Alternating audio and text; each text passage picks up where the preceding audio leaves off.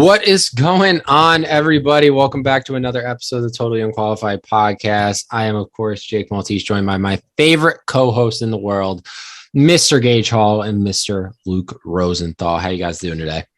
I'm doing well. I'm definitely ready to get into this one. I think it's going to be interesting for sure. We talked about it a little bit before we hit the record button, so we'll see what happens, but I'm excited. Yeah, it's been a great sports week here in the good old North Country here in Oswego. We got some cool basketball, just a bunch of Division III college stuff that nobody cares about other than myself. But I'm ready to get into it as always. Absolutely. All right, we got a fun episode for you guys today. We're going to go through some of the best free agents and where we think they fit, and then we're also going to give our top 10 tight ends list. And even before this episode, we already had some controversy in terms of that. So you're probably going to want to stick around for that.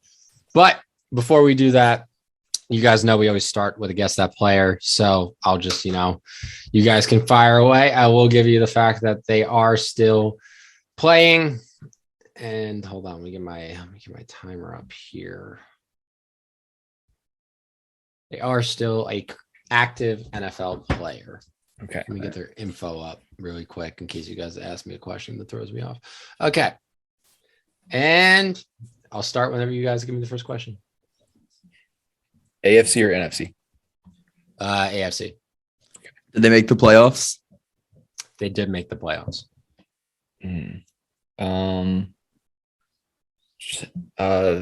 Chiefs. No. Are they on the team that they were drafted by? No, they are not. Offense or defense? Offense. Skill position? No. Fullback? Okay. No, not a fullback. O-line? We need to get the team. We need to get the team. AFC North. Not O-line? Not AFC O-line. North. AFC. No, it's not AFC North. AFC East. Yeah, it is AFC East. I'll just give it since there's no other. Yeah, I'm not considering a tight end skill position because technically I don't think So it's a tight end. It's tight end. Hunter Henry. No. Jonnu Smith. It is Jonnu Smith. I guessed the wrong Patriots tight end. 57 seconds. Let's Great go. job. Jonnu Smith was so good as a Titan. And now they use him as an H-back in New England, and he doesn't really do anything. I really like Jonnu Smith. How about the H-back? That doesn't get used enough anymore. Yeah, Jesus. true. Absolutely. I really had a 50-50 chance of getting that. Playoffs, AFC East, tight end. There's only two that it would fit, and I picked the wrong one. It could have been Chris Herndon. It could have been Dawson Knox. You don't know. Could have been Dawson Knox. Could have been playoffs. I didn't think about Smythe. that. Yeah. Isn't there a Smythe? There's a Smythe tight end. Yeah. Smythe is on the Dolphins, but they didn't go to the playoffs. Yep. Mike Kasichi, you said playoffs. Mike Kasichi. Nobody's talking about Penn State tight ends. That's fine. Oh, we're gonna be talking about it a little bit. That's all right. We'll get there. All right. Yeah, we will get there. Damn right. All right, guys, we're going to go into our free agent segment right now. So a lot of huge free agents coming up. Oh, yeah. Soon. So the new league year starts on March 16th, I believe. So that is when they will be able to just go ham and sign with whoever the hell they want. Mm-hmm. So at number one, a guy that is near and dear to Luke's heart, Mr. Davante Adams. In his, was he still on his rookie contract? No, right? No. He's going to go on his. Yeah, this is his second. Yeah. So coming to the end of his second contract, I think he was 14, so 7 years in the league out of Fresno State. So Luke, I'll start with you. What do you think about Davante Adams? I think there's not a chance in hell, realistically, that the Packers let this guy hit the open market. I think they do everything in their power to get him back, whether that's franchise tagging him against his will, whether that's, just extending him, giving him the big extension that he wants right now. The problem with Davante Adams, and I don't think this is a problem because I think he absolutely deserves it, but he wants $30 million a year. And when you look at his age, 29, you look at while he's been one of the best receivers of the past 3 years, he doesn't have too many just over the top productive seasons. He's usually double digit in touchdowns, and now he's usually going for over 1,000 yards. But there are some slow seasons where he's had 997 yards. I'm pretty sure he's had that 3 times in his career, 997, that exact total. I think he's going to get franchise tagged. And I think the Packers are going to try and work on an extension through this upcoming season into the following season. I just don't think they let him go. If he is to hit free agency, he is to hit the free agent market.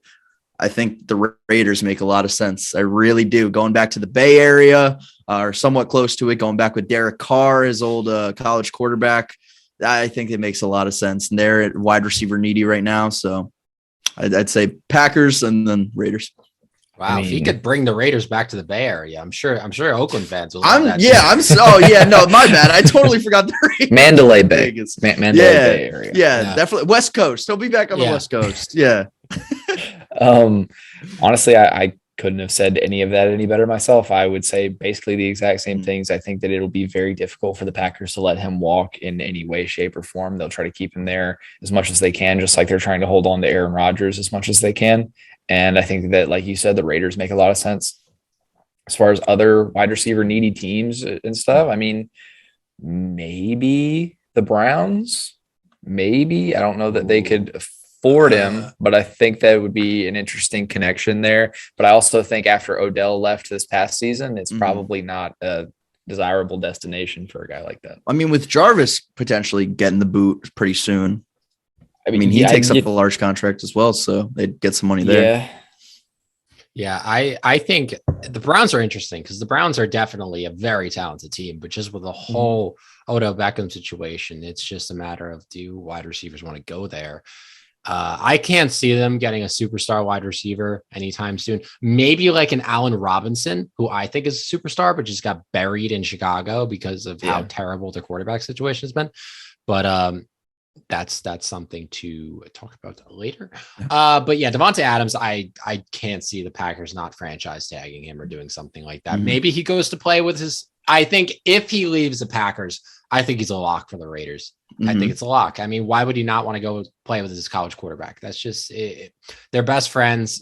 They would definitely like to get that band back together. And the Raiders do need a wide receiver after we all know what happened to their number one wide receiver this year. Earlier in the year. We don't need to discuss that, but they definitely are in need of a wide receiver. So that would be a great addition for the Raiders to make. But other than that, I think Davante Adams stays on the Packers. Moving on to the next free agent.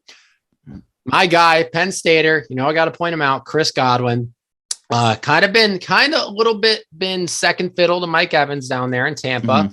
But very talented receiver. He's had multiple 1,000-yard seasons. Was on pace for a monster season this year before he got hurt. So that's unfortunate. But Gage, we'll start with you. What do you think is the best fit for Chris Godwin? So I think that obviously the Buccaneers are going to want to retain him, but I honestly think this is a situation where if he's going to do what's in his best interest, it would be to leave the team, considering Tom Brady retiring. And you're probably going to, there's a lot of notable guys that are free agents right now. There's one on this list that we're going to get to in just a little bit. But as far as a best fit, it's hard. Like thinking about the teams that are wide receiver needy or like somewhere where he would want to go that could potentially contend or something like that. Maybe, honestly, and people aren't going to want to hear this, the Chiefs. Because we've talked about it several times.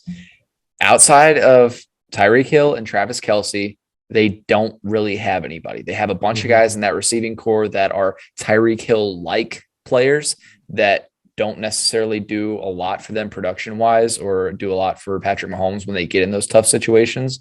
So adding another guy like Chris Godwin could potentially put them, over the top. They're basically at the top, but he could put them at that next level.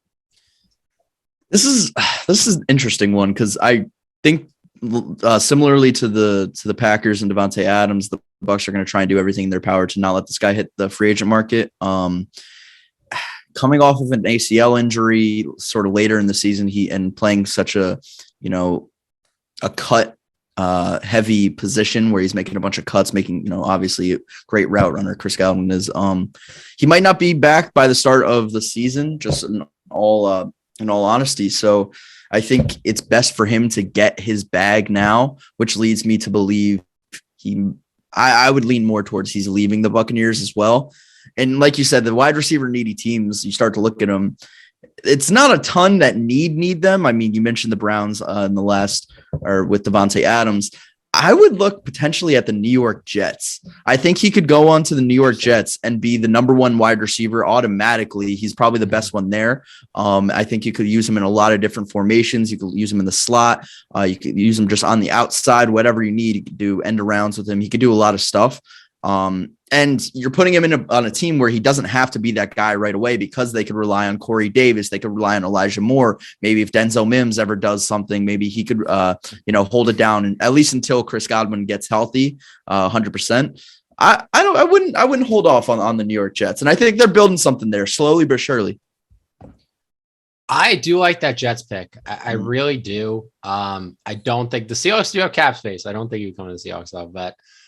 In terms of Chris Godwin, I think, man, the Chargers have a ton of cap space, and to play with Justin Herbert, I'm not going to say the crazy. Chargers, but because I don't think he wants to be buried I don't think he wants to be with the Keenan Allen, Mike Williams, like he's been with the, Mike Evans and Antonio Brown in Tampa Bay. I think he wants to be that, clear cut number one receiver.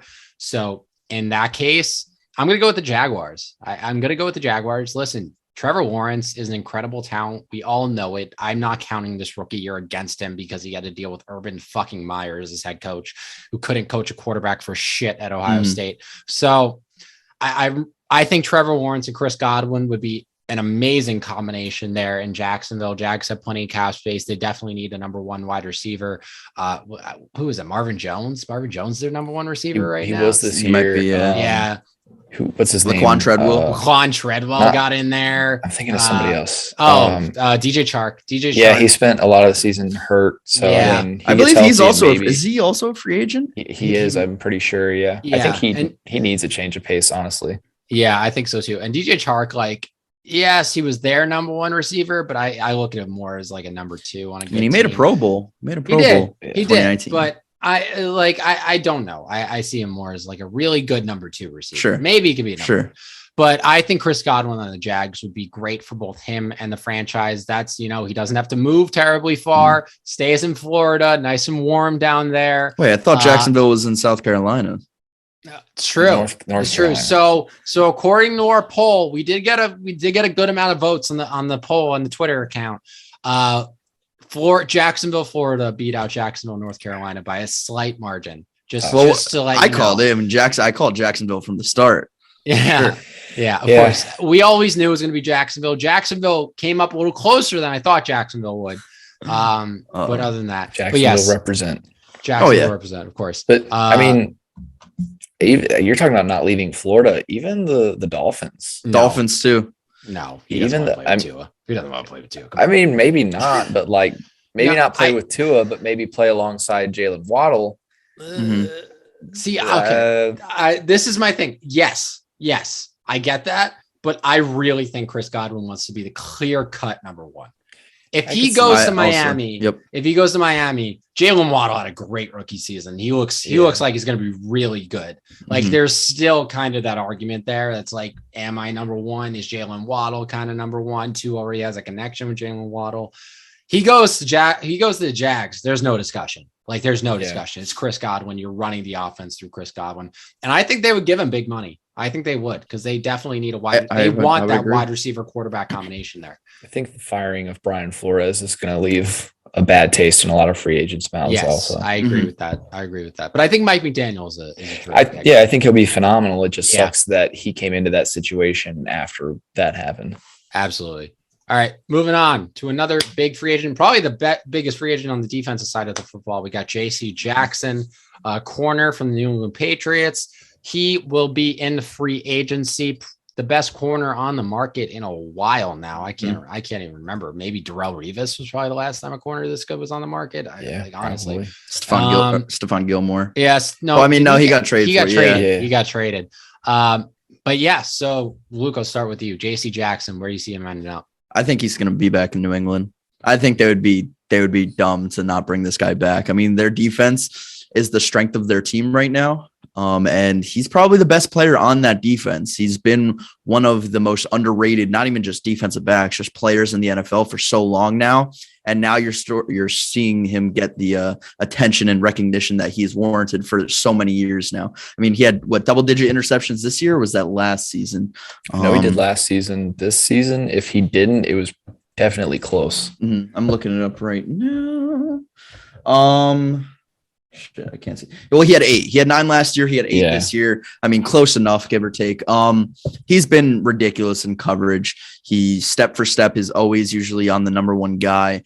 He could play in the slot as well. He could do a lot of things. Very versatile. I think the Patriots would be dumb to let him go. And sort of they can build around him because you already let go of Stephon Gilmore. That ship has already sailed. So you need that number one guy. And I think JC Jackson in a lot of ways does some things better than Stephon Gilmore. But if he were to leave, I said it before for Davante Adams, the Raiders makes a lot of sense as well. They're very cornerback needy for sure. I mean, Damon Arnett, that whole experience or experiment did not go well. Pretty much any draft pick for the Raiders organization usually just doesn't turn out well. They'll be contending for him as well. Hold on one second before you. I was looking up cornerback contracts. How the fuck is Trey Waynes making $14 million? What Bengals? What the fuck were you thinking there? Jesus Christ. They were just going at it, man. They were just picking up anybody and everybody. I think Trey Waynes would have taken $10 million. Who was bidding on Trey Waynes?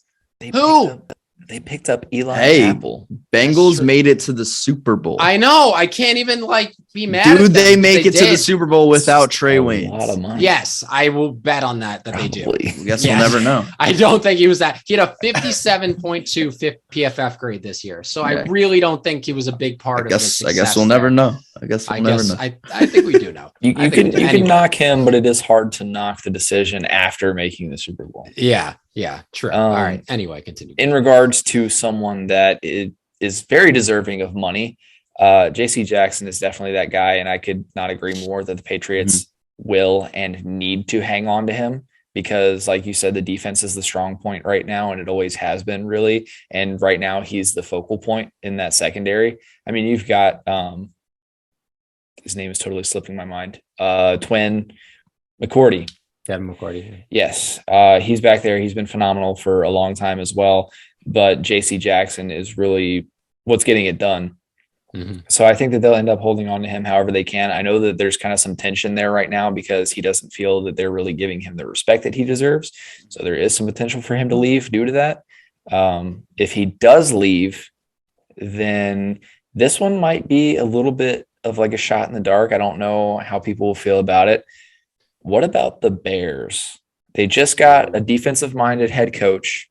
Obviously, the defense was very solid because of that front seven, more so than the secondary. Their secondary is a little bit weak. So you get him in the secondary. Their whole team's a little bit weak. Yeah, I mean, there's a lot that they need to work on, but the secondary is definitely a part of that. So I think they're going to focus more on the offense, but with a defensive-minded head coach and JC Jackson available, I don't see how you don't take a shot if you can. I really like that, actually. I do. I like that too. Moving on here to me. There's Seahawks have the cap space. They do, but I just know how they operate and they just don't get these guys. I mean, every once in a while they'll trade for, they make big trades. They won't go out and get anybody in free agency though. They made, Jimmy Graham, Jadeveon Clowney, how am I forgetting Jamal Adams? Jesus Christ. They make big trades. They will not sign anybody in free agency. So I'm not even going to entertain that idea there just to let myself down. But I'm looking at Washington, the Commanders, hashtag take command. Their season was commies.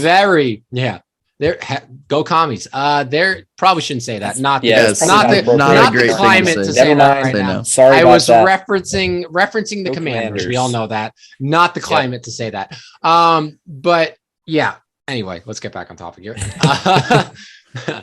No, Washington defense, very underwhelming this year. We all kind of went into the season, and I know for me, I was like, this on paper, this is the best defense in the NFL, especially coming off how good that, Chase Young's rookie year was, how well that front seven had performed the year before. Like, it was dominant. So we were like, Washington had all the signs of being one of the best defenses in the NFL, and they just were not that by any stretch of the imagination. Chase Young had like 1.5 sacks or some shit like that before he got injured, and that was like 10 games into the season. Yeah. So just not a good year for them. They have $30 million in cap space. I think like their best corner, I believe, is Kendall Fuller, if I'm correct about that. William Jackson. So William Jackson has a nice contract there. But listen, I think J.C. Jackson would be a great addition to that defense. I think they need to make a splash in free agency to get the fans' minds off of this whole renaming thing.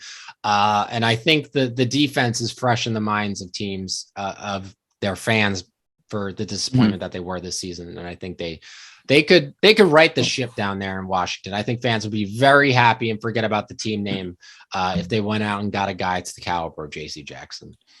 I don't hate that. I think that it's likely that they'll go more quarterback heavy. So, that kind of thing might get pushed to the back burner. But if they can make the deal and still do what they want, then I like that.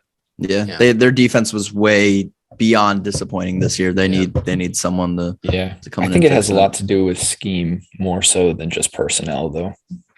I mean, they have all the players. They have their front seven. It's probably still best in the league. It just lacks creativity. It feels like. I mean, they're linebackers. Who are the linebackers? Holcomb. Yeah. They definitely need an upgrade in the secondary. Was Kerrigan there this year? No, he was. No, he's on the Eagles now. Reuben Foster. Reuben Foster. Is Reuben Foster still there? I thought he got in legal trouble. Isn't he in jail? Again. Yeah. I don't think Reuben Foster's there anymore. Then they've got Landon Collins, but he hasn't done anything since he was on the Giants, basically. Jamin Davis. Yeah. They did. They just drafted him. He's a guy. I remember that because we were talking about a guy. We were talking about that when he got drafted, because he got drafted over JOK, and which was stupid because JOK had an insane rookie season. Anyway, moving on. Let's move on to another free agent that Gage probably doesn't want to see go, Mr. Teron Armstead. So Gage, do you think your team keeps? Where is he going? Because your team can't afford him. Yeah, literally can't keep him. Physically unable to keep him. Yeah. If we could, obviously, I would love to. He has been one of the premier tackles in the league for quite a while now. But during the playoffs and stuff, we talked quite a bit about how I was saying, like, going from a Saints fan to a Bengals fan is a very easy transition because we have so many former players on the Bengals now. Yeah. I think that's all the more reason that Teron Armstead could end up in the same place. He's got guys there that he knows, that he's played with, that are probably talking to him right now, like, hey, we're pretty good up here. We just made the Super Bowl and we are in need of an O-line, like big time. Yep. And I think that he would fill a need for them. They have more than enough money to be able to pay him, and he would be reunited with some good friends of his. So why not make that move? I'm in total agreement. You said it all. I think he's going to the Bengals, and I would probably put money on that, to be honest. I really think the Bengals have the cap. They have the cap space to do it. And they just need – it's not like their offensive line is terrible. Like, they have some names on there. I think Jonah Williams is probably more suited to play left guard or right guard. If you could kick him in and then put Teron Armstead out there on the outside. But they need somebody there. At least they need like one premier offensive lineman to sort of make that group gel together. And I think Teron Armstead is more than enough to do that. Yeah, like they do have that young talent like Jonah Williams. And I believe they spent some later round picks on some offensive linemen in the draft currently that weren't too bad. Jonah Jackson. Yeah. And I think the veteran presence that Teron Armstead could bring to that offensive line, and just the security that he brings, is such a breath of fresh air to a quarter. Like, I can't even imagine how much Joe Burrow would appreciate having a guy like that. And tackles, like, yes, he's 31, but we've seen Andrew Whitworth, who's gone until he's 40, 41 now. So still gone. Yeah, still won a Super Bowl. He'll probably retire, but it's like tackles are probably the second longest lasting position other than, kickers and quarterbacks. So sorry, third, can't do math, but yeah, I believe that Teron Armstead is probably a lock for the Bengals. If not, maybe this next guy will be a lock for them. And that is Mr. Orlando Brown Jr. He's a guy who was he on the Chiefs? Yeah, Ravens and the Chiefs. Yeah, traded from the Ravens to the Chiefs. Yeah. So is he playing left tackle on the Chiefs? Yeah. Yes. Maybe. Yes. Okay. Yeah. This is a guy that's due for a big contract. He's been one of the best tackles in the league. He wanted to leave the Ravens because he wanted to be a left tackle, but obviously that position is secured by Ronnie Stanley. So the Chiefs got him for a little bit of a rental there. They can't afford to keep him. So Orlando Brown, what are the chances? Maybe he goes to the Bengals too. They can do a kind of a I was gonna reference baseball here, but you guys don't. The Texas Rangers gave $200 million to two shortstops in free agency. Yeah. So that's what I was gonna reference, but yeah, not a good reference for you. But anyway, what are the chances? What are the chances that the Bengals get Orlando Brown or both? Gage, I'll start with you. I don't think there is a chance that they get Orlando Brown because I don't think that the Chiefs let him out of their sight. I think that they keep him very close to their chest. And, I think that he's definitely going to get paid. He wanted to get paid with the Ravens. He wanted to be a starting tackle. He did exactly that with the Chiefs, and he's going to make money because of it. He was one of the premier pieces for them this year. He was great for them after we saw their O-line completely blow up in the Super Bowl the year prior. So I think that they're definitely going to hold on to him. If he were to leave, yes, the Bengals make a ton of sense, more than enough sense for all the same reasons that we said Teron Armstead. But another very needy team as far as O-line goes, going back to the Dolphins again. And I'm going to mention them just because that was another place that I've seen a lot of people talking about Teron Armstead maybe ending up, and they have a lot of cap space as well. So if he's looking for money, then I could definitely see him potentially choosing somewhere like the Dolphins instead. I also think he sticks with the Chiefs. I think they've built a really good core there. Between Creed Humphrey coming in and Orlando Brown, and they have a bunch of guys there after Eric Fisher's retirement. So I think he's going to stick with the Chiefs. I think there's also a chance if he were to go hit free agency, Pittsburgh Steelers, they have one of the worst offensive lines in football right now. You got to play your old team twice a year, to sort of like stick it to them. Najee Harris is, up and coming running back. I think whoever they have at quarterback next year, obviously the Pittsburgh Steelers are going to want to protect him because it's most likely they're going to draft somebody. So you don't want him getting killed, the way that Joe Burrow did a couple years ago and then have him suffer a season-ending injury. So I think Pittsburgh is a good option as well. Man, that's nice. I do like Pittsburgh. I'm thinking Miami. I don't know. I just get this feeling. I think Miami, they have Liam Eichenberg, who they took in the second round, and they want out of Notre Dame, who they wanted to kind of work out a left tackle. He had a god awful rookie season, did not play well.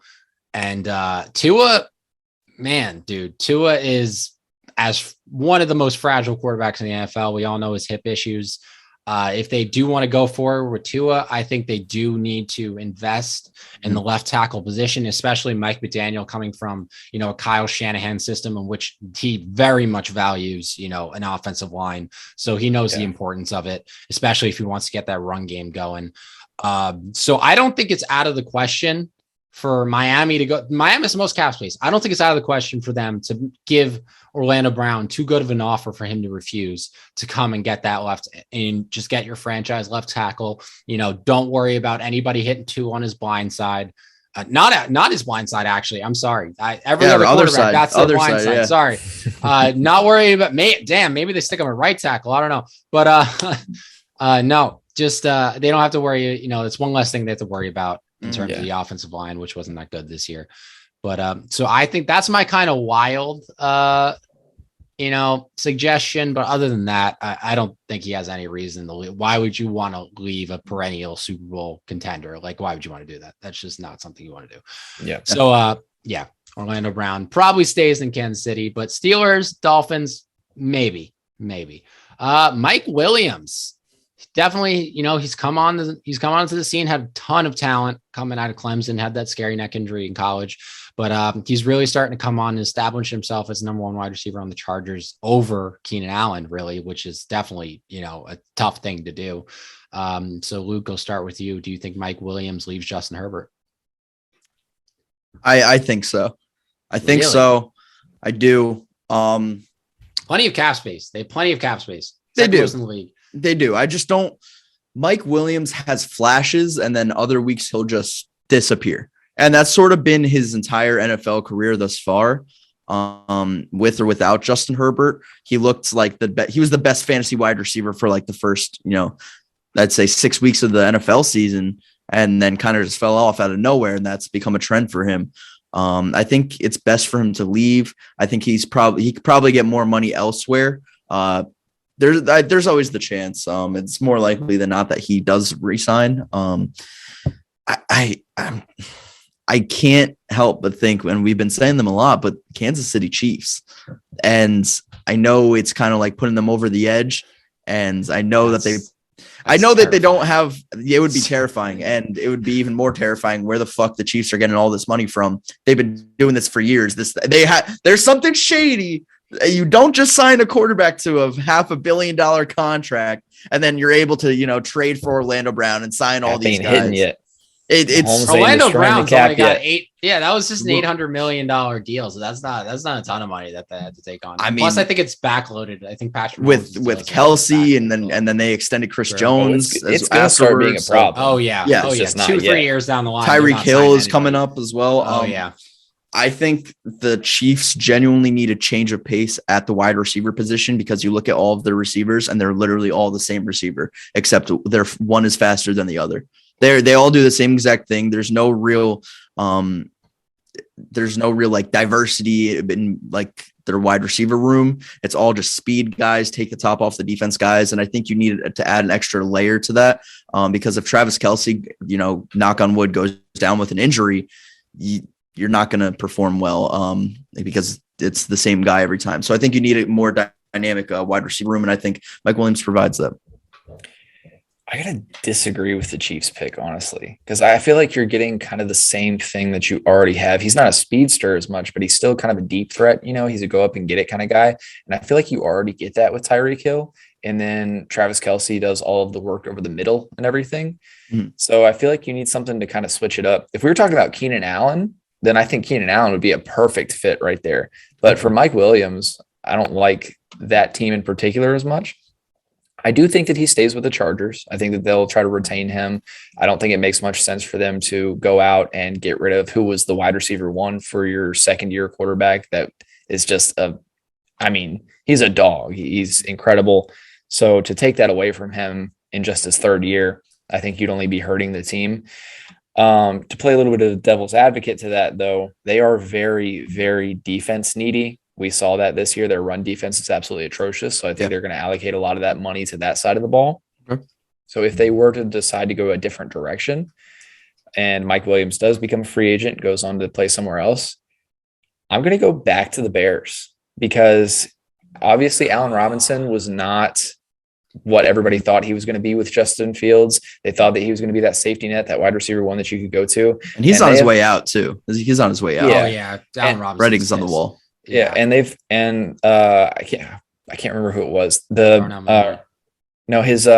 new GM, coach, I forget his name. Ryan Poole. Yes. Something like that. Yeah. He already said, I believe it was today I saw this, that they've been looking back throughout history, what has helped a young quarterback progress and stuff like that. It's a wide receiver one. We've talked about it time and time again. It is that guy that they can go to every single time, the guy that they have all the faith in the world in. Mike Williams wants to be a wide receiver one. He wants wide receiver one money. If they can get him on the Bears, I think that he could be that guy for Justin Fields. I think Darnell Mooney takes a step up, though. I think they're going to give Darnell Mooney the opportunity to step into that number one role. I think that he could be. But I think that with where they're at and with him having the young quarterback in Justin Fields, I don't know that they're willing to take that gamble. I think that they want a guy that's more proven. I don't know. Darnell Mooney reminds me a lot of Tyler Lockett. I don't know if that's just me, but they seem like very similar players. Like very good, but more very good wide receiver 2. Some games looks like a wide receiver 1. Yeah. Then again, Tyler Lockett's getting 16 mil, 17 mil. He's something like that. He's getting somewhere around there. So, but Mike Williams is the only guy I'm really trying to find some fun places for the guys on this list. But Mike Williams, you would be stupid to want to leave Justin Herbert. That is, if the Chargers want to re-sign him and they have the second most cap space in the league, they're going to do it. And he's going to be happy to sign. You're in LA as much as you're not the main team in LA. You are in LA, very desirable place to be. You got the, quarterback for the next 20 years, young stud. Why would you want to leave that? You're finally starting to emerge over Keenan Allen. You got a veteran like Keenan Allen to kind of still, walk you through some things, teach you whatever, you don't know at this point in the league, which he should know everything. I mean, he was drafted in 2017, but I think that's just too good of a situation to want to leave. So I think Mike Williams will stay in Los Angeles as long as the Chargers want to keep him.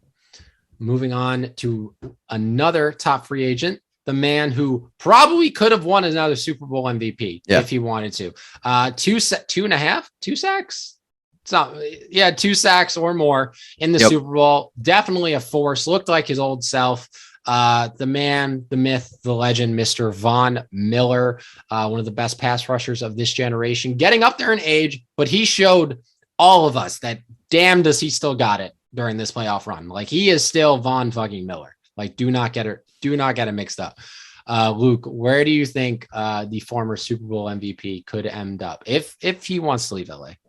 I think he is going to leave LA.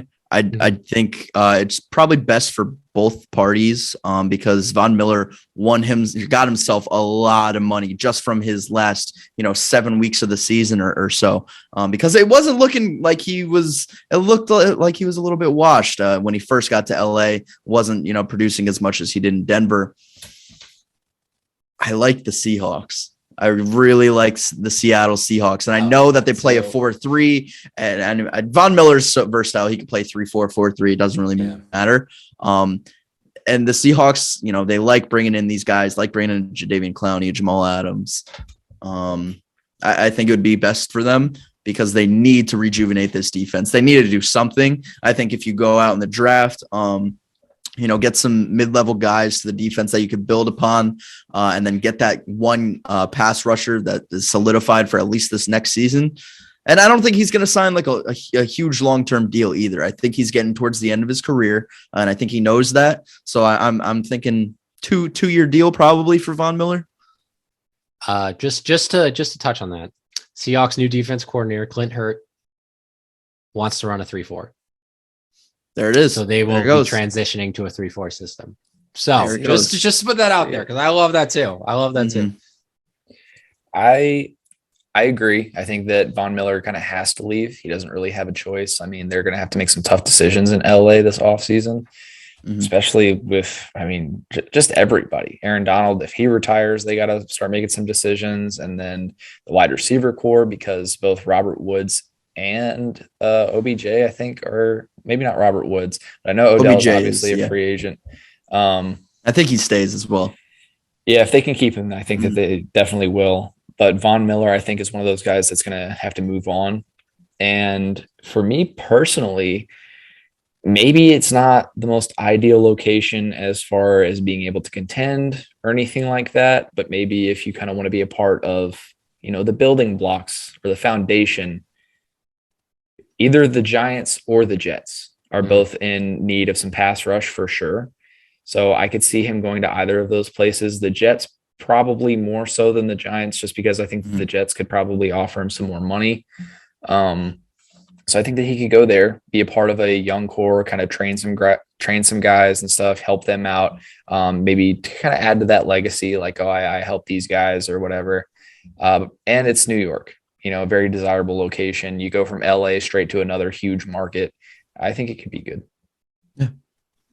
Yeah. Von Miller, man, he's so good. And I don't know where his head is at right now, which makes this kind of tricky because he's won 2 Super Bowls. Do you think he's still in that mindset? He still wants, obviously you always want to be with a contender, but do you think he's kind of content just going with the money now? I think it's definitely money first at this point in his career. Yeah. Yeah, I could see that for sure. I think maybe trying to get that bag before you end up retiring or whatever. Yeah. I think he was almost like he was damn near at the point that he was kind of ready to retire before. And then this kind of rejuvenated that because he had a great playoff run. I mean, this playoff run was comparable to his 2015 playoff run, really. Do you think there's a chance he re-signs with the Broncos on just a cheaper deal? I think it depends. If they get Aaron Rodgers, he'll re-sign with the Broncos.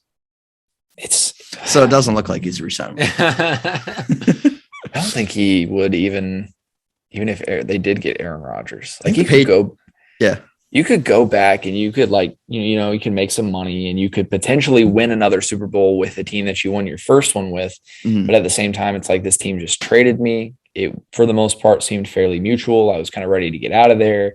I think he's ready to move on to bigger, better things, so to speak.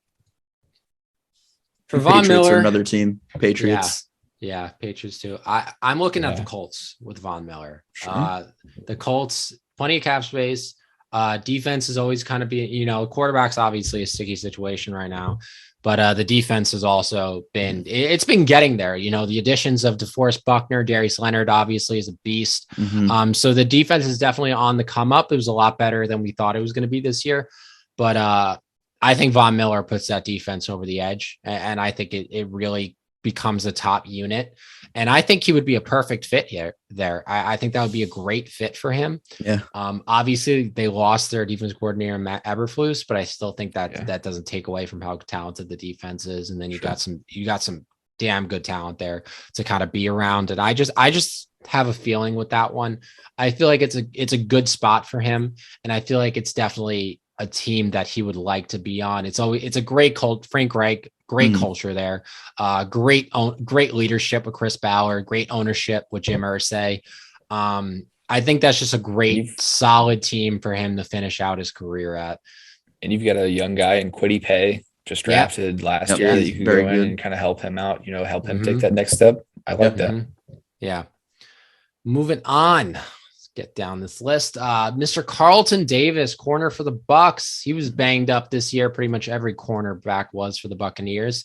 Gage, where do you think Carlton Davis's needs could be wanted? Another boring answer. I think that the Bucks definitely try to hold on to him as much as they can. I think that he's their CB1. He is their main guy. He covers the top dogs. And I think that they've liked him for a really long time. And that's why that they've kept him on the field as much as they have. So I think that either he or Chris Godwin is going to get franchise tagged, and whichever one of them doesn't is about to make a bunch of money. And I think that the corner market is a little bit cheaper right now, so they're more likely to franchise tag Chris Godwin and then give Carlton Davis the bag, But if he were to leave and go somewhere else, this is tough. I feel like we've talked about a lot of the teams that are in need of, secondary and depth and stuff like that. What if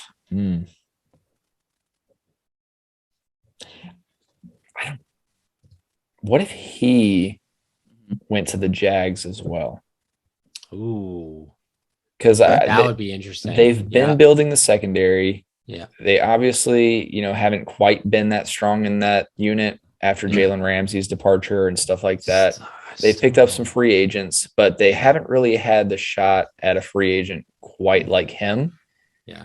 And they have some money to work with as well. So they could definitely make some moves. I think that, and like we talked about earlier, wouldn't have to leave Florida. So imagine Chris Godwin and Carlton Davis both leave and go to the Jaguars. That would be. I don't think that's crazy. I don't think that's crazy at all. Yeah. I'm in the same boat as you. I think he's going to stick around with the Buccaneers. I think, he's obviously been there for a few years now. Was really good in their Super Bowl season last year. One of the more underrated players in the game today. I think if he were to leave, I think Arizona is a really good contender to go out and get him because Byron Murphy is pretty much the only guy there, at least cornerback wise. And they're pretty close. They're knocking on the door. I mean, they have to get Kyler Murray situated and DeAndre Hopkins back healthy, but I think that's a piece where you don't have to go out and give him a huge bag for. Because I don't think Carlton Davis is going to get a big, ridiculous. I think if he sticks with the Bucks, I think that they'd be willing to pay him a lot. But outside of that, no, I don't think that he would make a ton of money elsewhere. So I think he's one of the more cheaper guys that you could get who can outplay his contract and rise. Make their defense better. Also, the Titans as well. Titans are pretty much in the same boat as the Cardinals, except they don't have Byron Murphy. They actually have Janoris Jenkins. So that's about all they got. Jack Rabbit. Yep. Yeah, I'm with you, Gage. I think he is definitely a buck through and through. I think they keep him. They're entering kind of like they have cap. They have 20 million in cap space this offseason, but they are kind of entering that post Super Bowl, hellfire that's going to be coming because all of these guys that you want a Super Bowl with are starting. So many free agents for them right now. Yeah, there's a bunch of free agents coming up.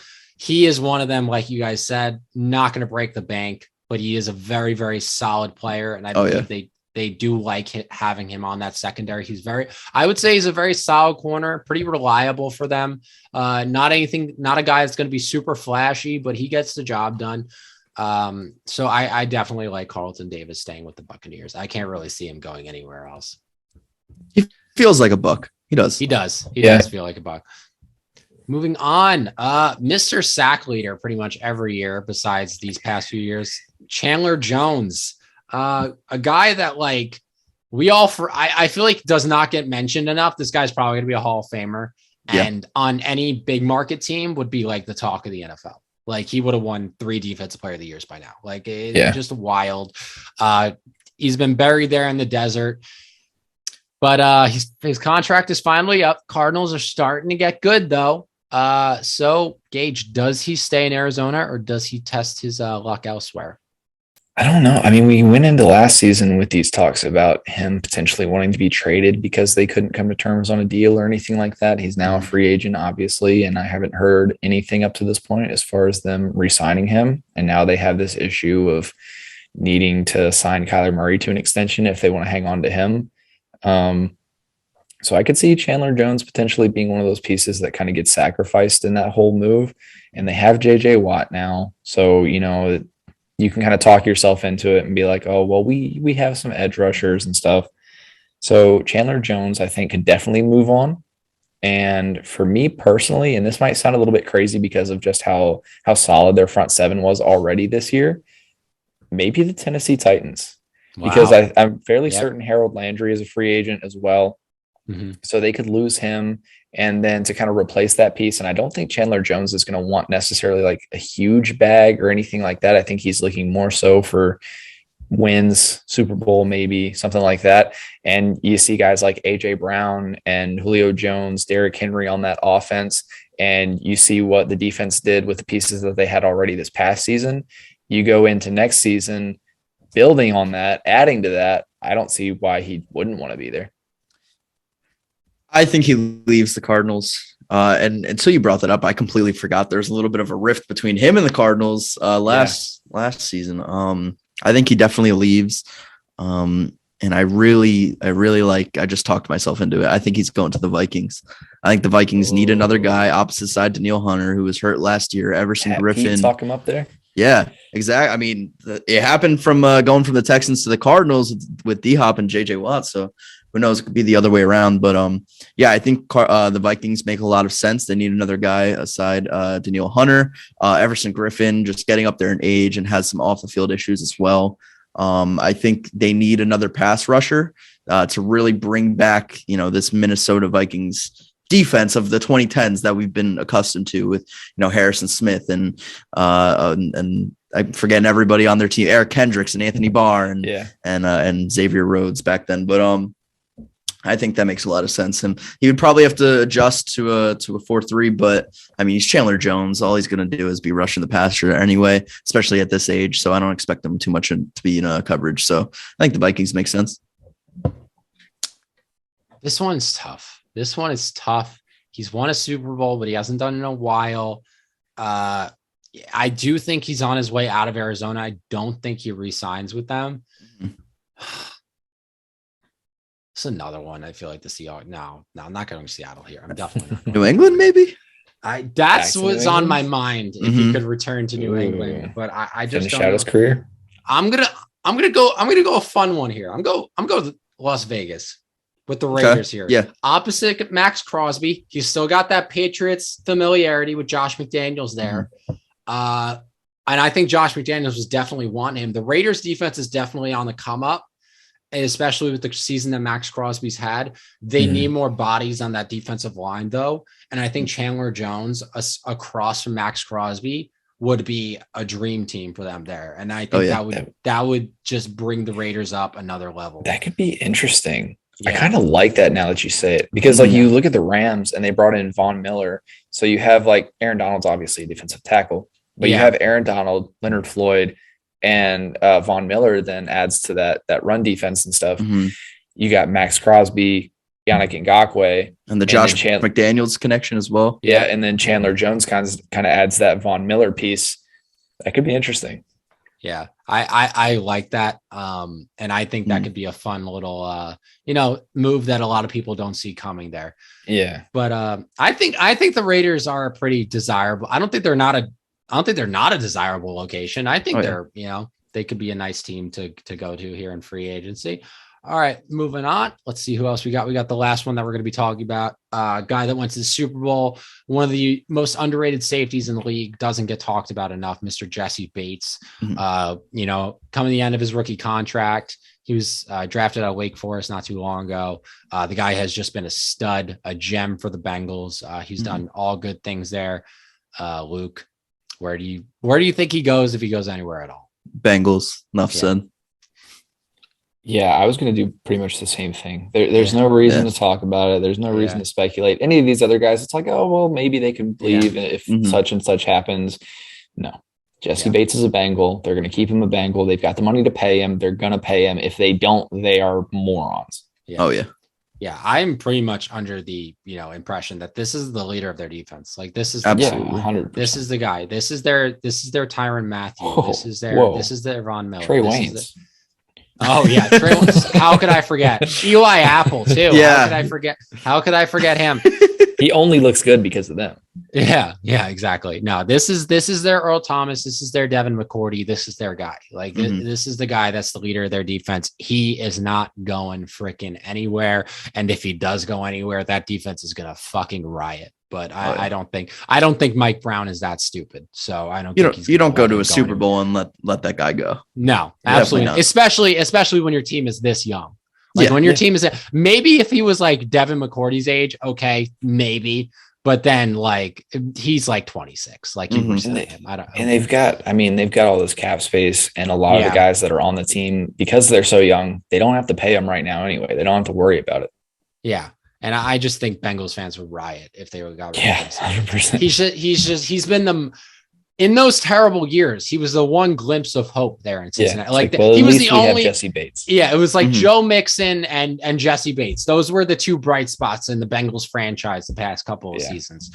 So you just do not let that guy go. Absolutely not. All right, guys. So now it is time for our top 10 tight ends list. I'm pretty excited for this one because Luke's had some hot takes that I know is just going to get him roasted when it gets posted inevitably on social media. Roasted when it gets posted. Bars? Inevitably. Sped. That's his guy, and you just know that's just. Oh, I know it's coming. Well with him. I know. Yeah, you gotta know the shitstorm that's coming your way. Anyway, let's go no further here and start revealing our list. Luke, you can start us off, and we'll just go all the way to number 1.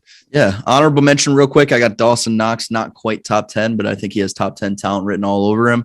At 10, I have now Super Bowl champion Tyler Higbee. Ooh. At number 10, I have Hunter Henry. Nice. Guys, just so you know, just to let the people out there know, the reason we're not talking about, we're going to give our top 10. We'll talk about it number afterward. 1. Talk about it afterward. Exactly. Yeah. At number 10, I have Dalton Schultz. Nice season for the Cowboys. Oh, that's a surprise. Yeah. Interesting. 9, I have Hunter Henry at 9. Okay. At 9, I have TJ Hawkinson. I got Dallas Goedert at number 9. Ooh. Okay. At 8, I have TJ Hawkinson. At 8, I have Mike Gesicki. Yes, Penn Stater. I have Mike Gesicki at 8 also. 7, I have one Dallas Goedert. At number 7, I have Gronk. Okay, at number 7, I also have Gronk. Okay. At 6, I have Mike Gesicki. Ooh, I like the respect. I like the respect there. Mm-hmm. At 6, that is where I have Dallas Goedert. Okay, I have TJ Hawkinson at 6. Okay. 5 is Kyle Pitts.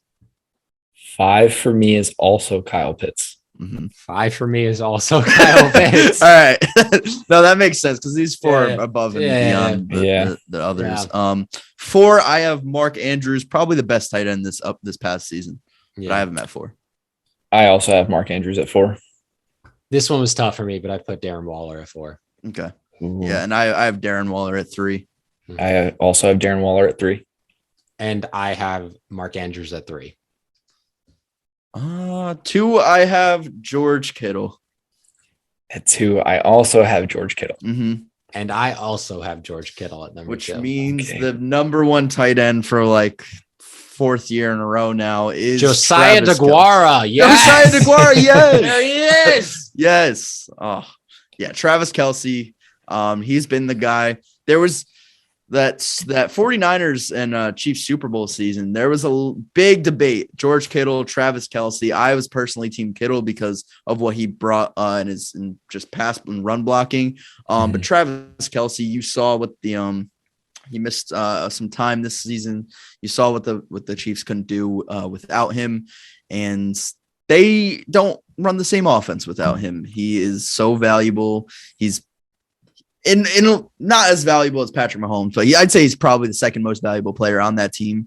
Not even just on the field, but in the locker room as well as a leader. But he's all-time great. I think we have to start putting him in the likes or in conversations of Tony Gonzalez, Rob Gronkowski. I think he's earned that. For sure. Yeah, I would definitely agree with that. I think that like other positions, like if you're talking about like Derrick Henry, Christian McCaffrey, a couple years ago or whatever, it's kind of a 1A, 1B situation with Travis Kelsey and George Kittle. I think that Travis Kelsey has kind of set himself apart a little bit these past couple seasons just because of George Kittle being injured and stuff like that. But I definitely think there's a case for either of them, and whichever order you have them in, it's not wrong. Yeah, the sole purpose I have Kelsey at number 1 is just because George Kittle gets injured more. That's it. George Kittle is more of a liability when it comes to injuries. Not that he gets injured a ton, but I can't remember a time when Travis Kelsey was injured. I don't remember. Not for long. I Yeah. mean, little things here and there. Yeah, but for the most part, yeah. I don't think he's ever had a major injury. Yeah, I misspoke. I meant George Kittle with the injuries, not Travis Kelsey. Yeah, I said he missed some time this year. Yeah, but Travis Kelsey definitely I think he's first ballot Hall of Famer at this point. He's just definitely. I would say so. He's just done too much good in this league. He's been doing it for so freaking long. The best tight end season of all time just a year ago. Yeah. 105 catches, 1,400 yards, 11 touchdowns. Yeah. In George Kittle's defense, as far as the injuries, I mean, he does play a more physical game than Travis Kelsey does. You know what I mean? So he's asked to do a lot more, I think. Like Travis Kelsey blocks as well. I know a lot of people take that away from him, but he does block. But George Kittle does a lot more in that aspect. Yeah.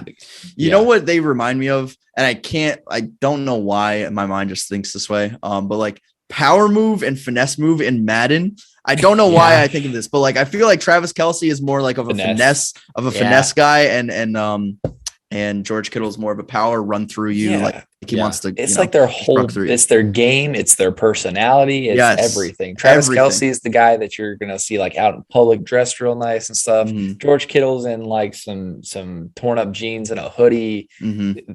George Kittle's into like wrestling. Travis Kelsey, it's their whole like persona and everything. 100%. I feel that, and I think like if like. This comparison is probably not crazy. Like it's this generation. George Kittle is this generation's Rob Gronkowski. It's not like crazy to say that. Like Gronk, terrific blocker, terrific catcher of the football, and just a mauler. Like he was one of the best blockers on the field. Like he was just an extension of the offense. That's what George Kittle is. Like George Kittle is all those things. Big personality. Yeah. Gronk also had those injuries. I don't think George Kittle, I'm not putting him in the same conversation as Rob Gronkowski because no matter the injuries, like Gronk was just that dominant that we didn't even Gronk is the GOAT. Gronk is the GOAT. Gronk is the, we may forget it now, but Rob Gronkowski's the greatest tight end that ever played. Like it's just, I never saw Tony Gonzalez play, but I can't imagine that he was, he's obviously number 2, but Gronk was just a monster, man. Gronk was a monster. Josiah Aguara's up there as well. Yeah, of course. Luke, I did notice that, just out of the blue here, speaking of Gronk, he just didn't make he played 12 games, had 808 yards in 12 games, 12 out of 17. He played 12 of those and had 800 yards. Yeah. He's on, please defend yourself. I think a lot of I'm not going to obviously take a lot of his production away from, but I think a lot of his production came from injuries at other positions. Chris Godwin going down, Mike Evans going down with injuries, and just his relationship with Tom Brady in general. Tom Brady's always going to try to get the ball to Gronk. I'm looking at this list, and I wouldn't take Gronk over any of these tight ends right now. I really wouldn't. And I think Gronk is on the verge of retirement. I think Gronk is on the verge of retirement in the first place. So, we might be just a couple weeks out from a potential announcement. I'm not going to let that take away from what he's already done on the field. I won't. But I would take all my tight ends over Gronk right now. I don't know. We were talking about it a little bit before we started recording about how the Bills potentially want him. And I think that would be a fantastic move for them. I think you get him down in the end zone and he's able to do the same things that he was doing with Tom Brady, really. And Josh Allen's going to be able to get him the ball. And you made the point about like some injuries and stuff kind of played a part in the production that he had. Yeah. You could also look at it going the opposite direction. He's playing in a loaded offense with Mike Evans, Chris Godwin, Antonio Brown. All those guys for a lot of the season. Antonio Brown was hurt for a time. Chris Godwin gets hurt halfway through the season, around about maybe a little bit later, like 3/4. But I don't know. I feel like Gronk having that kind of production, despite having all those other guys on the field. Even Leonard Fournette and the guys in the backfield are getting involved in the pass game. Gio Bernard. So I think that Gronk doing the things that he has been doing at the age that he's doing them, with all of that around him, he deserves a spot on this list. I think it's fair. I think it's a fair argument. You would take Dallas Goedert. Oh, wait, no. You gave an honorable mention to Dawson Knox. You're going to tell me right now you would take Dawson Knox over Rob Gronkowski. I think it's kind of even. I think Dawson Knox is on the come up. I think if Dawson Knox got more looks in that offense. I feel like we're looking at it two different ways, though. I feel like you're looking at it as like, going forward, you'd rather have Dawson Knox. That I agree with. Yes, I would definitely take Dawson Knox. But as far as just the production that we've seen recently, I'm a big Dawson Knox fan. I'm a big Dawson Knox fan. Right this instant, you got to play a game. You're telling me you're taking Dawson Knox. They're both healthy. They're both fully healthy. You're taking Dawson Knox over Rob Gronkowski. Dawson Knox is not on my list, though. Yeah, but you gave him an honorable mention, which means he was probably honorable mention means that's what honorable mention means. Honorable mention means that he's like your 11. Like that's what that means. It was really close. Yeah. You know what? I won't say that. I will say I would take Tyler Higbee over him. If that makes sense. That's still crazy. No. Yeah, I'm taking Tyler Higbee over. Do that. That's insane. I love Tyler Higbee, and if I had to give an honorable mention, it would probably be him. But I still can't. Are you taking Hunter Henry over Gronk? I have Gronk at 7 and Hunter Henry at 10. And Hunter Henry is able to produce, but I just haven't seen him produce anywhere close to the level that Gronk does or that Gronk has on a consistent basis. Luke, give me the reasons why. Is it because he's slow? I just think he's getting up there in age, and I think I look at all these other athletes. You look at Gronk's injury history. I think.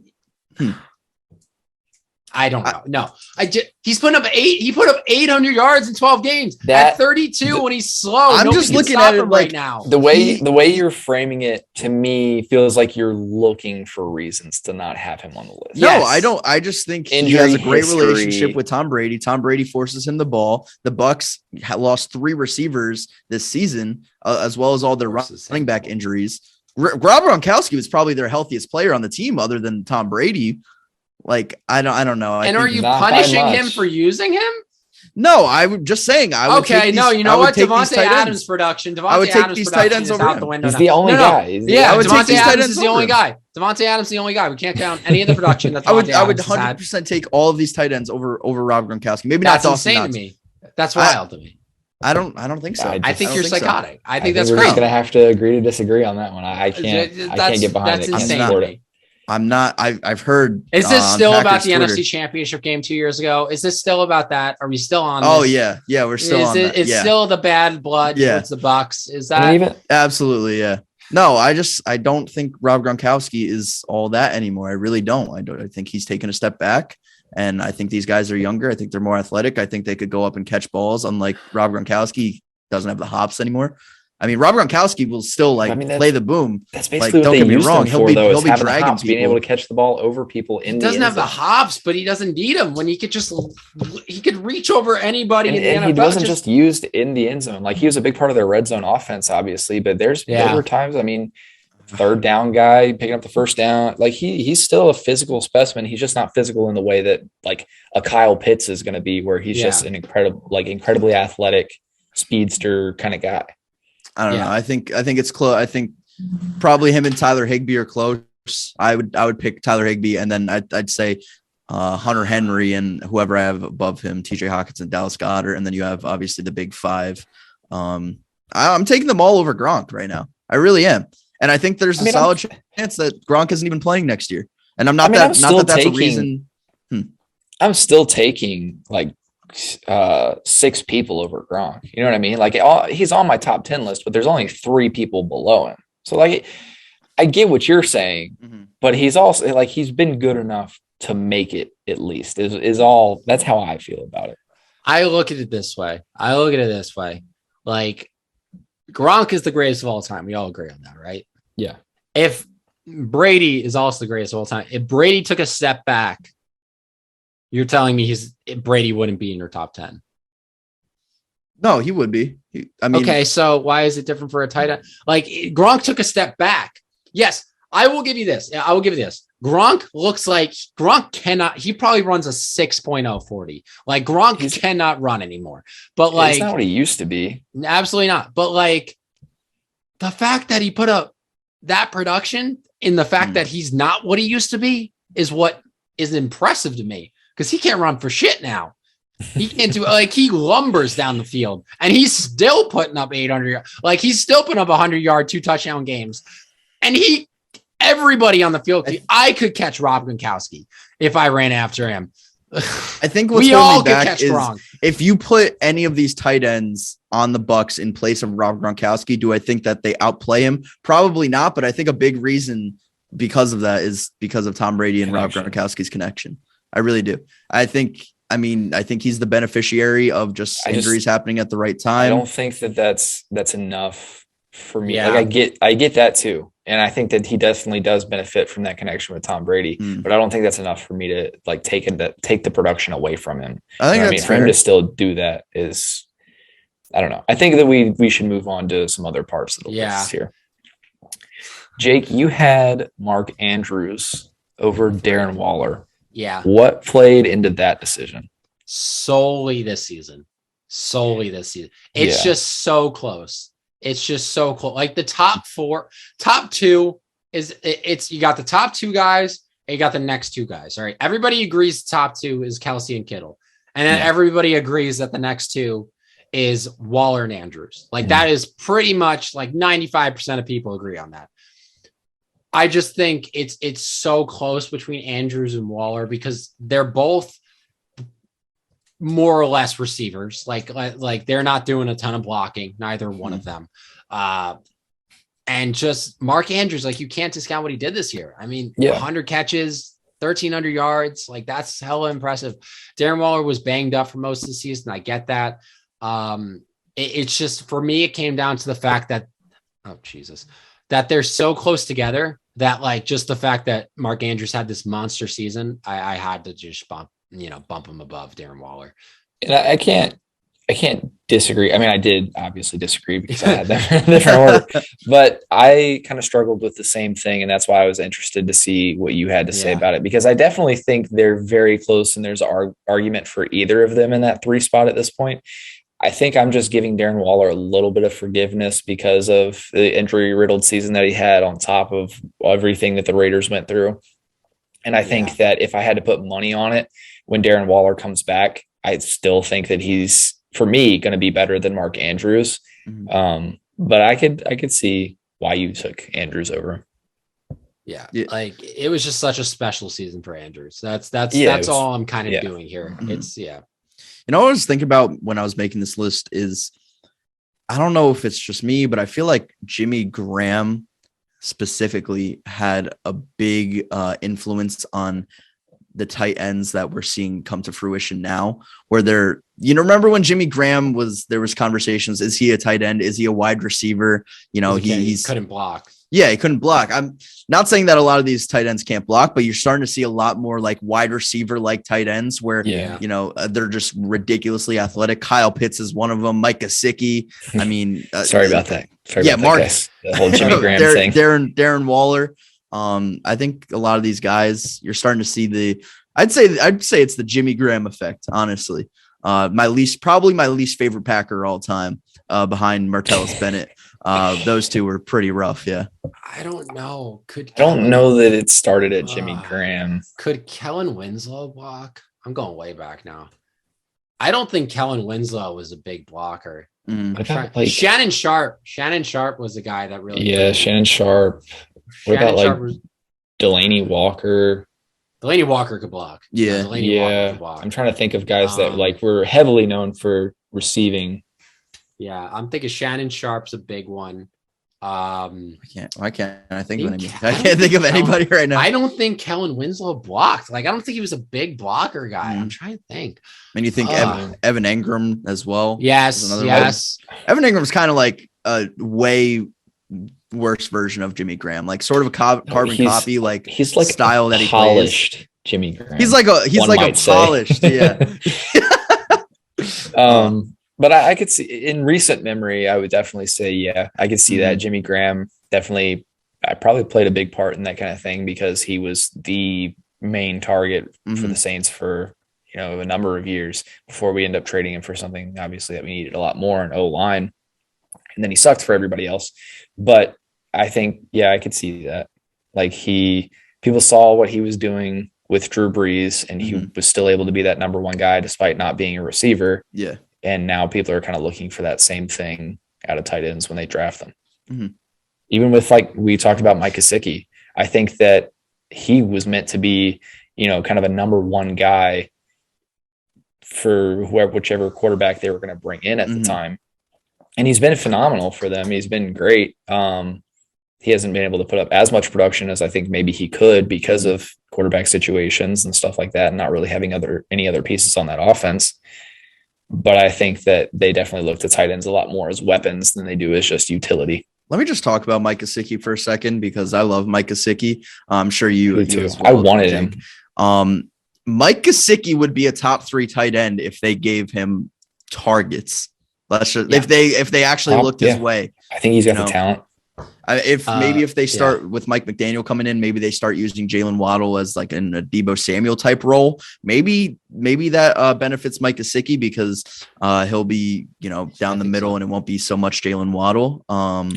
Mike Gesicki is also a free agent though, right? If I'm not mistaken. He was drafted in 17. I want to say I think it was 17. I think they have to re-sign him. No, I think it was 18. I think it was 18. Was it 18? No. Yep, it was 18. Yeah, he left right before I came here. Yeah, okay. He was with Saquon. Let me turn you guys on to somebody else. Pat Freiermuth will be a top 10 tight end next year. By this time next year, will be a top 10 tight end. He will be. Yeah. As long as they have the quarterback. Yeah, maybe it'll be Kenny Pickett with his super small hands. I was so pissed that I didn't get to watch Saquon and Mike Gesicki when I got to Penn State because they just left. I got Miles Sanders and Pat Freiermuth, and let me just I got 1 year Miles Sanders. Miles Sanders is a beast, but Pat Fryermuth did some special shit. Like that guy is a stud in the making. And he had some flashes this year. He did. Yeah. And I can't wait for his, like, because Mike Kasichi was doing some special stuff in college too, and it really took him like 2 years for people to start seeing like, oh shit, this guy's really good. But are the Steelers like really I just can't envision the Steelers using the tight end too much. Like I really can't, especially with the receivers that they have. Maybe they bring Juju back. Maybe they don't. Najee Harris is going to be a big, he's going to get touches. Their best tight end, like in their history, Heath Miller. Like, did they really use Heath Miller all that much? Like, did he catch that many passes? Like, I can't remember. I can't remember. It feels like one of those situations where like maybe red zone type stuff. Yeah. But even then, I mean, they went to him several times in the red zone this past season, and it felt like it was kind of hit or miss. He wasn't as reliable as maybe he could have been. So I don't know if they'll want to use him that way either. I'd say it all depends on who's behind center. It all depends on that. Yeah, it's going to be interesting. I agree. I just feel like Malik Willis is going to the Steelers. I don't know why. He just seems like a Steeler to me. Yeah, that's just my. That'd be a huge change of pace going from a big, slow, cinder block feet, Big Ben to athletic freak Malik Willis. Mike Tomlin is not an idiot. Like the reason he's stayed as a head coach for this long, he's been so successful in the NFL. He changes with the times, like he does. Yeah. He's very adaptable. I could see him being like, you know what? I just had 17 years of Big Ben. Let me see what a running quarterback could do. Like just like having fun with stuff like that. I think Mike Tomlin would be so down for that. I really think he would. Who was the quarterback before Big Ben? Why can't I think of his name? Oh shit, T. Martin. No. Was it T. Martin? No. T. Martin a little bit. Made a few Pro Bowls. Fuck. Now this is gonna make me mad. Jesus, I was 4. I don't know. No, I was 3. Yeah, it's been a long time. Yeah. Cordell Stewart. Cordell Stewart. Yeah. No, it sounds familiar. Yeah. I don't know. I think that'd be a fun change of pace for them. I do. Yeah, it'd be interesting. Well, I mean, they're gonna get someone. Maybe it's Jimmy G. Dwayne Haskins, baby. Woo! Nah, I'm team Mason Rudolph. He needs the revenge. He needs revenge on Myles Garrett. He needs that. He needs that. Suck. I think they're redemption. Awful. Duck Hodges. Give me some Duck Hodges again. Oh, damn! Remember that? Yeah. Who's the other quarterback on their roster? They have another one. Fuck. Dwayne Haskins. Josh Dobbs. Yeah. Still on the team? He is. Yeah, he is. TikTok star Josh Dobbs. Yes. Josh Dobbs. I feel like he had so much hype. He's literally a rocket scientist. Literally. Yeah. Dead ass. Like, dead ass a rocket smart scientist. Smart as shit. So smart. Yeah. And he's playing football just because it's fun. What a career. Fuck it. Right? That's the fucking dream right there. It's like Alex Moran in Blue Mountain State. Backup quarterback ain't so bad, people. Yeah, at least he knows what he's doing after his playing days. I mean, he has his path set for him. Oh my god, yeah. Imagine going from that to freaking NASA, SpaceX, or some shit. That's wild. All right. That's going to wrap it up for this episode, guys. Thank you so much for tuning in and listening to us. We really do appreciate it. Make sure to stay tuned.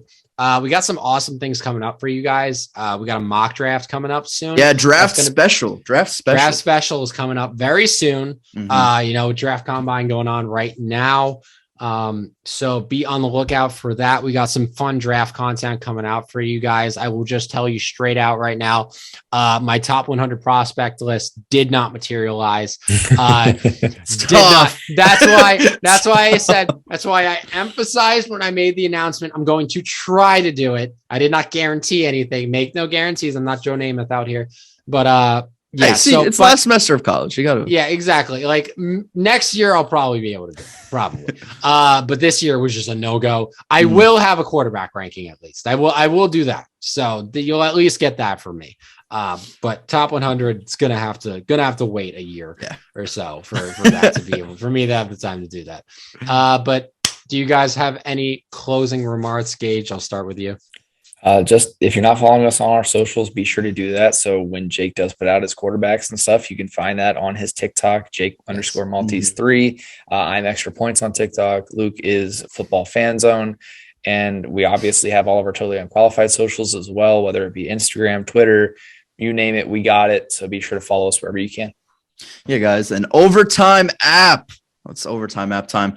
Let me tell you about the greatest app ever made. It is Sports Meets Social Media. They have everything from fantasy games. They have different polls. They have so many fun, different just aspects to their app, and they're always coming out with new updates. Seemingly every single week, they add more and more. They want to make this app just the best, sports app on the market. It could do anything, and they will be having a bunch of fantasy pools coming up, including March Madness. I think Selection Sunday is this upcoming Sunday, I believe. I want to say, yes, it's beginning of March. We need to get there soon. Yeah, we got to do. Should we do a bracket? On the podcast, just live on the podcast. Absolutely.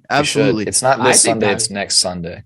Okay, next Sunday. I think we do a bracket, just picking our actual teams, and we do a bracket based off of just picking mascots. Which mascot would win in a fight? I think one of those two, or not necessarily like that one specifically, but like we each come up with some like totally off the wall method of choosing. Yeah. Different ones. Because everybody knows that doing it, like trying to pick the better team and like trying to, is just not going to work out. So you might as well. The kid they literally did a freaking YouTube video on this guy that got so close just because he picked the schools based on which one he liked more. It was just like, I kind of want to, like, his whole explanation was like, I visited that college when I was younger. It was nice. So I picked them. I kind of wanted to go there. So I picked them. It was just the most bullshit. I heard this school has terrible dining food. I'm not picking against them. As well as just the NCAA tournament, they will be having a lot of draft specials for their fantasy games as well, with the NFL draft coming up. So make sure to stay tuned for that. And we will see you guys in the next episode.